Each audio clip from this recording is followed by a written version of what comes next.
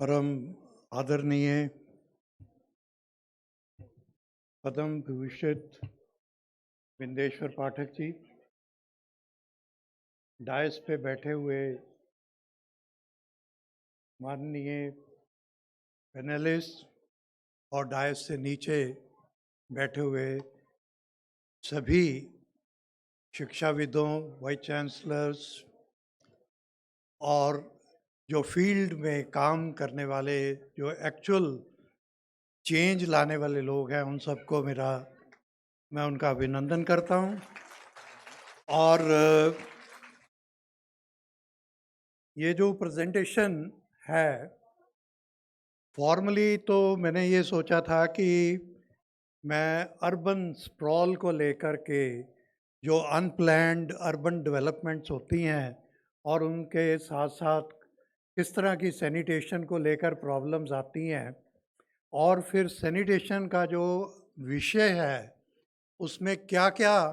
हम लोगों को लेना चाहिए। तो फॉर्मल जो मेरा पेपर प्रेजेंटेशन था वो ये था, और साथ ही में मैडम ने भी कुछ मिलता जुलता ही विषय लिया हुआ है, लेकिन इनका फोकस था विमेन के ऊपर। तो ये हेल्थ के एरिया में इन्होंने बहुत कोई कम से कम 20-22 साल काम किया है। तो फिर हमने सोचा कि टाइम को भी देखते हुए और जो एक्चुअल कल से जो बात यहाँ चल रही है उस बात के संदर्भ में ये ज़्यादा उचित होगा कि हम ये पेपर तो जो पब्लिश होगा होगा ही, लेकिन हम आने वाले टाइम के लिए इनके विभाग के साथ, जहाँ मैं भी कार्यरत रहा हूँ, अब नहीं हूँ वहाँ पे, तो हम आगे क्या प्रोग्राम कर सकते हैं, तो उसके ऊपर थोड़ा सा मैं आप सबका ध्यान दिलाना चाहूँगा। सबसे पहले तो बहुत कुछ कहा गया है, और पाठक साहब से पहली मुलाकात 1991 में स्पेन मैड्रिड में हुई थी, और प्रोफेसर त्रिपाठी, प्रोफेसर सारिकवाल और प्रोफेसर एसपी श्रीवास्तव, इन सब से, और कुछ ऐसा संयोग हुआ कि हम एक ही होटल में थे तो मिलने का मौका मिला हमसे। लक्ष्मणदा सर, यस, हाँ जी हाँ जी। वो क्योंकि हमारे विजिटर रहते थे पंजाब यूनिवर्सिटी बहुत ऑफन, तो उनसे वैसे भी मुलाकात थी। तो तब से लेके उसके बाद इनके साथ कुछ प्रोग्राम्स इनके अटेंड किए और बहुत कुछ सीखने को मिला है, और आज भी हम सीख रहे हैं। वो तो हम सब कुछ नहीं कर पा रहे जो पाठक साहब करते हैं, लेकिन इतना ज़रूर है कि किसी न किसी लेवल पर एक प्रयास जरूर करते हैं कि अगर हम भी छोटा सा भी प्रयास कर पाएँ और उससे अगर छोटी सी भी कोई उपलब्धि हो तो उसको हम धन्य समझते हैं। और मैंने आज तक यही सोचा है कि अगर कोई बड़ी चीज़ नहीं कर सकते आप, तो कम से कम आप अपने लेवल पे कुछ तो कर सकते हैं। सैनिटेशन समाज में अगर नहीं आप कर सकते टोटल सैनिटेशन, तो कम से कम अपने घर में, अपने घर के बाहर और थोड़ा आसपास के घरों तक भी अगर आप थोड़ा बहुत करेंगे तो ये संदेश जो है वो आपकी नेबरहुड में भी जाता है, और मैंने ये देखा है कि दूसरे लोग भी फिर देख कर के ऐसे ही कार्य शुरू कर देते हैं, और आपकी पूरी की पूरी स्ट्रीट जो है वो एक स्वच्छ स्ट्रीट बन जाती है। तो चेंज लाने के लिए हमेशा इंटरवेंशंस की ज़रूरत होती है, और जिस तरह की इंटरवेंशंस और जिस तरह के एक आविष्कारिक ढंग से इंटरवेंशंस पाठक साहब ने की हैं, चाहे वो लो कॉस्ट सैनिटेशन के लेवल पे हो या स्वच्छ पानी की हो या फिर और तरह के जो कार्य ये कर रहे हैं, जैसे जो एक्सक्रीटा को खाद में बदलना, बिजली में तब्दील करना, और बायोगैस प्लांट वगैरह जो इन्होंने इनके वहाँ पालम गांव में जो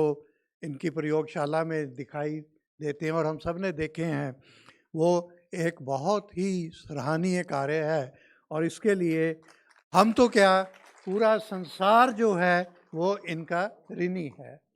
और एक बात मैं और कहना चाहूँगा कि कल हमारे जो पूर्व राष्ट्रपति थे, उन्होंने भी इनके सेंटर को और इनके काम को एक अद्भुत संज्ञा दी है। वो अद्भुत ही नहीं है, बल्कि ऐसा है जो अद्भुत इंसान सोच भी नहीं सकता है। क्योंकि मेरे को याद है जब मैंने अपना पीएचडी का काम दलित्स के ऊपर कर रहा था, तो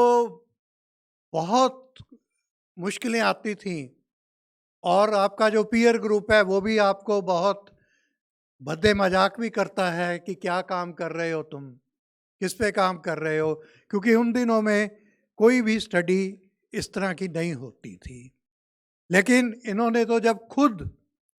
मतलब मैला को अपने सर पे उठा के ढोया है और बिहार में, और फिर एक उच्च जाति के ब्राह्मण होने के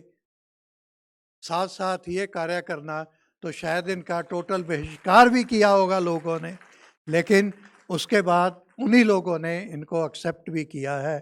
तो चेंज लाने के लिए कहने का तात्पर्य ये है कि हमको अपने बहुत सारी जो सामाजिक, सांस्कृतिक और जो बहुत सारी धारणाएं हमारे को चेन्स की तरह बांध के रखती हैं, हमें उन सब को तोड़ करके निकलना पड़ता है। मेरे कुछ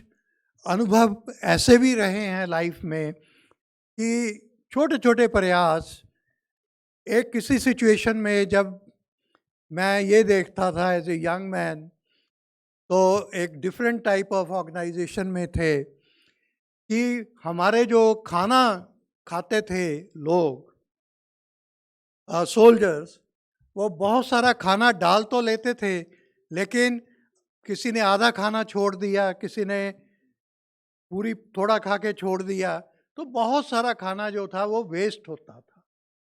तो एक दिन मैंने हिम्मत करके, क्योंकि आप सीनियर को ज़्यादा कुछ बता भी नहीं सकते, हिम्मत करके कहा कि अगर यही खाना ये सेव करें, फेंके ना, तो हम इनके लिए कुछ बेहतर कर सकते हैं। हम इनको फ्रूट ज़्यादा दे सकते हैं, एक्स्ट्रा एग दे सकते हैं, इनको मिल्क दे सकते हैं। तो फिर जो कर्नल कमांडर, उन्होंने पूरी सभा बुलाई और सबको ये संदेश दिया, और नेक्स्ट डे एक दाना भी खाने का फालतू किसी ने फेंका नहीं। और उसके नेक्स्ट डे से ब्रेकफास्ट में लोगों को एडिशनल एग मिल रहा था, या फ्रूट मिल रहा था, या दूध मिल रहा था, जो जिसकी चॉइस के मुताबिक। तो ये सारी चीज़ें हैं, और आज हम और हमारा विश्व जो है वो एक्सट्रीम पॉवर्टी में धंसा हुआ है, और ये जो पॉवर्टी है वो इनक्वालिटीज और इनइक्विटीज के कारण है। और इस तरह के समाज में हम सब का ये दायित्व बनता है कि अगर हम सैनिटेशन को भी एक कंप्लीट सक्सेस बनाना चाहते हैं, तो पॉवर्टी और इनक्वालिटीज को भी हमें कम करना पड़ेगा। और दो रास्ते हैं उसके। एक रास्ता है इकोनॉमिक इनक्वालिटीज को कम करना, और दूसरा रास्ता जो हमें सुलभ ने दिखाया है वो है कि जो इनक्वालिटी हमारे मन में, हमारे दिमाग में और हमारे दिल में भरी हुई है, उसको हमने मिटाना है। और जब तक वो नहीं मिटती, तब तक हम, अगर हम इकोनॉमिक इनक्वालिटीज़ को भी कम कर लेते हैं, तो जो सामाजिक इनक्वालिटी है वो बनी रहेगी। इसीलिए इकोनॉमिक इनक्वालिटी को ख़त्म करने के साथ साथ हमें जो सामाजिक इनक्वालिटी है वो भी हमें समाप्त करने की ज़रूरत है। और उस फ्रंट पर हमें अपने लेवल पर ही कदम उठाने पड़ेंगे। बिना कदम उठाए हम लोग इन चीज़ों को नहीं कर पाएंगे। और दूसरी बात जो मैं कहना चाहता था, जिसके कारण हमने ये सोचा कि मैडम के साथ हम लोग Himachal Pradesh university department of sociology, और बाद में हमने उसमें सोशल वर्क ऐड किया था। और हमारा जो बेसिक पर्पस था सोशल वर्क करने का, वो ये था कि समाज शास्त्र में हम लोग सिर्फ थ्योरेटिकल नॉलेज प्रदान करते हैं बच्चों को, रिसर्च मेथडोलॉजी सिखाते हैं, रिसर्च कैसे की जाए, लेकिन उनको जो अप्लाइड सोशियोलॉजी है, प्रैक्टिकल सोशियोलॉजी है, जो फील्ड में जा कर के काम करना है, इंटरवेंशंस करनी है, पॉलिसी मैटर्स बनाने हैं, उसके ऊपर हम लोग कोई भी ट्रेनिंग नहीं देते, ना ही हमारे सिलेबस में वो प्रावधान था। तो जैसे आज सुबह त्रिपाठी साहब ने भी बोला कि हमें ज़रूरत है कि दोनों को इकट्ठा किया जाए, और इस संदर्भ में मैं आप सबको सूचित करना चाहूँगा कि हम लोगों ने दोनों का एक ऐसा सिलेबस बनाया है जिसमें पहले 2 सेमेस्टर बच्चों को कंबाइंड थ्योरेटिकल नॉलेज प्रदान की जाएगी, क्योंकि बिना नॉलेज के प्रैक्टिकल भी आसान नहीं है। जब तक एक डॉक्टर को बीमारी का पता नहीं है तो वो इलाज नहीं कर सकता। तो जो सब्जेक्ट में पढ़ाए जाने वाले अनिवार्य चीज़ें हैं, उनका ज्ञान देने के साथ साथ जो नेक्स्ट 2 सेमेस्टर होंगे, उनमें जो मैक्सिमम जो है वो एक्शन ओरिएंटेड सोशियोलॉजी और सोशल वर्क की पढ़ाई बच्चों को करवाई जाए, और उसी के मुताबिक उनको प्रोजेक्ट्स दिए जाएं, और कुछ गाँव को अडॉप्ट किया जाए। ये हमारी एक रफ प्लान बना है, वो ये है कि कुछ गाँव को हम लोग अडॉप्ट करके उनकी पंचायत के साथ मिल करके, और उसका उदाहरण हमारे सामने सुलभ है, क्योंकि जिस तरह से इन्होंने दूर दूर जा कर के काम किए हैं, कल जस्टिस ठाकुर भी बता रहे थे कि उनके गांव में जो यहाँ से काफ़ी दूर है, अगर वहाँ जा कर के कुछ हो सकता है, तो हिमाचल में हम लोग हिमाचल में मैं तो नज़दीक हूँ, ये वहीं बैठे हैं, तो कुछ ना कुछ हम लोग ज़रूर उपलब्धि कर सकते हैं। तो इन चीज़ों के साथ मैं अपना वक्तव्य यहीं समाप्त करता हूँ, क्योंकि टाइम की भी कमी है, और अगर मैं भाषण अपना करूँ और ये अपना करें तो शायद 1-1 घंटा चाहिए था हमें। तो हमने ये सोचा कि कंबाइन करके इसको जो मूल बात कहनी है वो हम ज़रूर कहें आपसे। सैनिटेशन का पेपर कोर्ट पेपर डाल देंगे अभी न्यू एजुकेशन पॉलिसी में सर।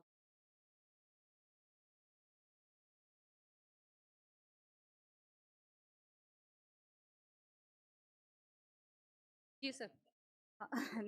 न्यू एजुकेशन पॉलिसी में सर हम इसको सोशियोलॉजी ऑफ सैनिटेशन को कंपलसरी पेपर रखेंगे सर। अभी हम पॉलिसी बना रहे हैं सर, सिलेबस बना रहे हैं सर। Thank you sir.